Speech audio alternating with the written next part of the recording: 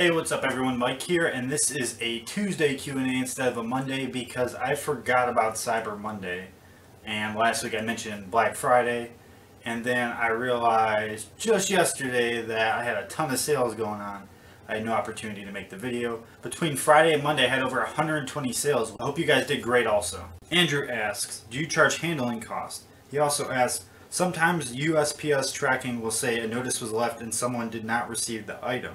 In this circumstance, do you decide to contact the buyer and ask them if they received the note? Hey Andrew, I do not charge handling cost unless it's an international sale, and it's usually like $1.50. That just gives me some leeway on the shipping cost to make sure that the shipping is fully covered with packing supplies. Besides that, I never ever charge handling. I think it's kind of stupid to charge handling, and it's just like a hidden fee, and people hate hidden fees, so don't do it. As far as the notice thing, honestly, I don't get this issue very often. Maybe once or twice a year only does my tracking say a notice was left. Typically because I ship things that can fit in the mailbox and they don't leave a notice unless they're expensive items, and I don't really ship many expensive items. If I do, they're fully insured and they need a signature. And in that case, yeah, I would happily call the buyer if I need to, or I would call the post office and see exactly what's going on. It's just as much the post office responsibility to get the item to the buyer as the buyer is to receive it. People are busy and work day jobs. You're paying the post office to get the item there. So oftentimes it's good to call the post office and say, hey, you know, can you guys take this at a different time in the day? Obviously they're not home then, or contact the buyer and talk to the post office and kind of coordinate when it can be dropped off. Chris asks, how do you deal with rude messages and rude buyers in general? Chris, this is actually a really good topic for me because the way I handle them has changed significantly as I've gotten older and I guess more mature. I'm not that much older than when I started, but really my outlook on customers has changed. When I first started, if someone was rude to me, I would basically just tell them fuck off. Honestly, I would. I didn't feel like dealing with them. Honestly, they have no right to be rude to you. You're just trying to help them. If you're a good seller, then they're really just being assholes. And that's a problem for me. Now, most times, I will try to be nice, and if they give me a hard time or whatever, I'll go about it without talking to them. I'll just either, you know, submit evidence to a case and close it, or I'll do whatever I need to do to forget about it. One time a lady told me that she thought I was a horrible seller and that she hoped my business failed, and I'm not even kidding, it said I should burn in hell. There's always going to be jerks out there. If you're selling, you better get used to it. My standpoint on it is deal with it passively. Don't talk back to them.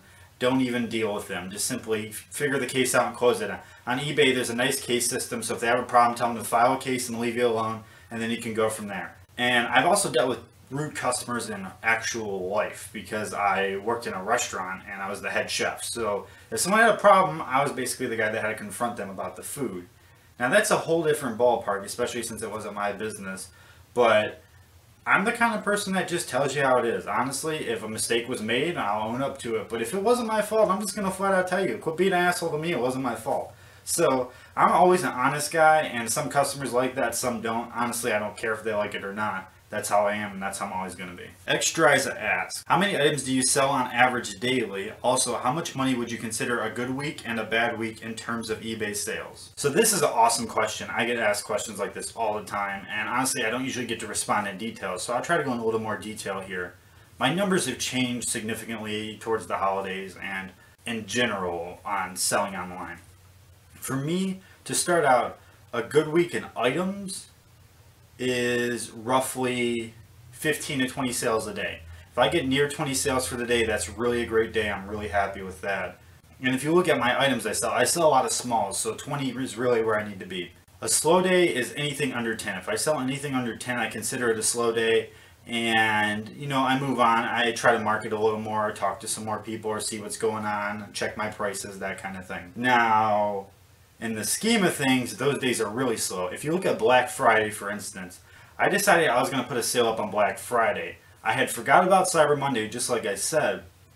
And so I put my sale up on Black Friday, and I ran it till the end of Sunday, and then it went apeshit, like absolutely crazy. It had 88 sales on Friday between 12 a.m., which is, you know, the very beginning of the day, and 12 p.m. So between midnight and noon, I had 88 sales and nearly $1,000 in sales. And I was like, holy shit, which was crazy because I had to package all that. And that's why I'm running behind with the video. So I'm already behind packaging 88 items by myself. Then Saturday comes around, I sell like another 20 items. So I'm over 100 items now. Sunday was pretty slow, and then Monday came around and my sale had already ended, and I woke up Monday and I'm like on Twitter and I see all these things about Cyber Monday, and I was like, oh shit, I'm missing the actual day that was meant for online sales, so I had to create a new sale for yesterday, and then that did really well. I ended up packaging 128 packages between Friday and Monday. And for me, that's awesome. I mean, I'm one guy did all that, so the packaging took forever. I'll post a picture so you guys can see it. And in general, I try to aim for 20 sales a day. That ends up being around 600 sales for the month. And then income-wise, it's near $6,000 to $8,000 a month, which puts me at about $80,000 to $100,000 in sales for the year. At say 40% profit, that's 40 grand a year I would make. That's my goal. And sometimes I'm near it, sometimes I'm not. It really fluctuates, but that's what I'm pushing for. That's what I want. Now, in the second part of your question, you ask a good week versus a bad week in income. And see, I actually try to break it down in sales per week. And the reason I do that is because I sell items that fluctuate in price a lot. I have items that sell for $80 to $100 and items that sell for $250. So it's really hard to have the income be super consistent, whereas the number of sales needs to be consistent because that means I'm doing something right.